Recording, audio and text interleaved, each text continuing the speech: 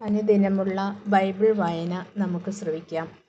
സ്വർഗരാജ്യം തൻ്റെ മുന്തിരിത്തോട്ടത്തിലേക്ക് ജോലിക്കാരെ വിളിക്കുവാൻ അതിരാവിലെ പുറപ്പെട്ട വീട്ടുടമസ്ഥനു സദൃശ്യം. ദിവസം 1 ദെനാർ വീതം വേതനം നൽകാമെന്ന കരാറിൽ അവൻ അവരെ മുന്തിരിത്തോട്ടത്തിലേക്ക് അയച്ചു.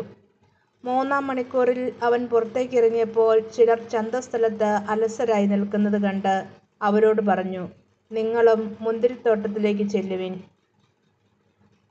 ന്യായമായ വേതനം നിങ്ങൾക്ക് ഞാൻ തരാം. അവരും മുന്തിരിത്തോട്ടത്തിലേക്ക് പോയി.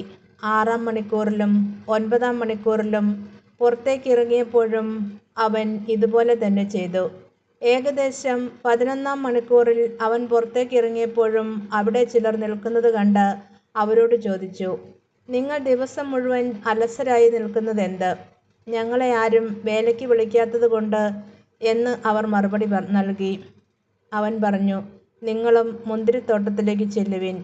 വൈകുന്നേരമായപ്പോൾ മുന്തിരിത്തോട്ടത്തിൻ്റെ ഉടമസ്ഥൻ കാര്യസ്ഥനോട് പറഞ്ഞു, ജോലിക്കാരെ വിളിച്ച് അവസാനം വന്നവർക്ക് തുടങ്ങി ആദ്യം വന്നവർക്ക് വരെ കൂലി കൊടുക്കുക. 11-ാം മണിക്കൂറിൽ വന്നവർക്ക് ഓരോ ദെനാറ ലഭിച്ചു. തങ്ങൾക്ക് കൂടുതൽ കിട്ടുമെന്ന് ആദ്യം വന്നവർ വിചാരിച്ചു. എന്നാൽ അവർക്കും ഓരോ ദെനാറ തന്നെ കിട്ടി. അത് വാങ്ങുമ്പോൾ അവർ വീട്ടുടമസ്ഥനെതിരെ പിറുപിറുത്തു, അവസാനം വന്ന ഇവർ 1 മണിക്കൂറേ ജോലി ചെയ്തുള്ളൂ. എന്നിട്ടും പകലിൻ്റെ അധ്വാനവും ചൂടും സഹിച്ച ഞങ്ങളോട് അവരെ നീ തുല്യരാക്കിയല്ലോ.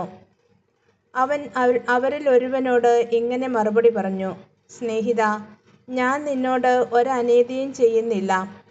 1 ദെനാറിക്കല്ലേ നീ എന്നോട് സമ്മതിച്ചിരുന്നത്? നിനക്ക് അവകാശപ്പെട്ടത് വാങ്ങിക്കൊണ്ട് പോയിക്കൊള്ളുക.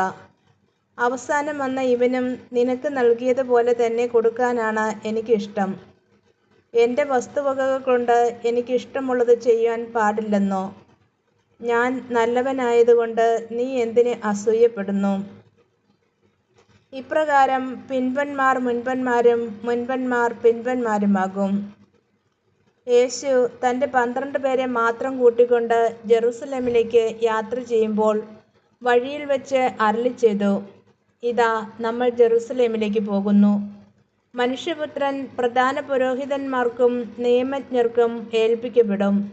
അവർ അവനെ മരണത്തിന് വിധിക്കുകയും വിജാതിയർക്ക് ഏൽപ്പിച്ചു കൊടുക്കുകയും ചെയ്യും. അവർ അവനെ പരിഹസിക്കുകയും പ്രഹരിക്കുകയും ക്രൂശിക്കുകയും ചെയ്യും. എന്നാൽ 3-ാം ദിവസം അവൻ ഉയർപ്പിക്കപ്പെടും. ഈശോ മിശിഹായ്ക്ക് സ്തുതിയായിരിക്കട്ടെ.